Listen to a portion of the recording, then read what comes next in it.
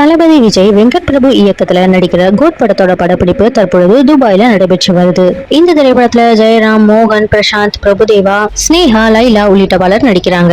2 கதாபாத்திரங்கள்ல விஜய் நடிக்கிற இந்த படத்துக்கு யுவன் சங்கர் ராஜா இசையமைக்கிறாரு. இந்த நிலையில கோட் திரைப்படத்துல மறைந்த கேப்டன் விஜயகாந்தை AI தொழில்நுட்பத்தை பயன்படுத்தி கொண்டு வர போறதாக பிரேமலதா விஜயகாந்த் தெரிவிச்சிருந்தாங்க. இது குறித்து பேட்டி அளித்த பிரேமலதா, இயக்குனர் வெங்கட் பிரபு என்னை 4-5 முறை சந்தித்தார். சமீபத்தில் சென்னை சென்றிருந்த பொழுது விஜயின் கோட் படத்தில் AI தொழில்நுட்பத்தை பயன்படுத்தி விஜயகாந்தை நடிக்க வைக்க வேண்டும் என்று என்னிடம் கேட்டார். விஜயின் ஆரம்ப காலம் முதலே விஜயகாந்த் மீது அவருக்கு பெரிய மரியாதை உண்டு. இப்பொழுது விஜயகாந்த் அவர்கள் இருந்திருந்தால் விஜயின் இந்த கோரிக்கைக்கு மறுப்பு தெரிவித்திருக்க மாட்டார். தேர்தல் முடிந்த பிறகு நல்ல செய்தியை சொல்கிறேன் என்று வெங்கட் பிரபுவிடம் தெரிவித்திருப்பதாக பிரேமலதா சொல்லியிருக்காங்க. அதாவது கோட் படத்துல விஜயகாந்த் எந்த மாதிரியான ரோல்ல நடிக்க போறார் என்றும் அவர் வரும் காட்சியை மட்டும் போட்டு காட்டுமாறும் பிரேமலதா விஜயகாந்த் கோரிக்கை விடுத்திருக்காங்க. ஒரு பாடல் காட்சியில விஜயும் விஜயகாந்தும் ஒன்றாக என்ட்ரி கொடுப்பார்கள் என்று எதிர்பார்க்கப்படுது. இருவரையும் ஒன்றாக தியேட்டர்ல ரசிகர்கள் பார்த்தால் கொண்டாடி விடுப்பார்கள் என்பது உறுதி.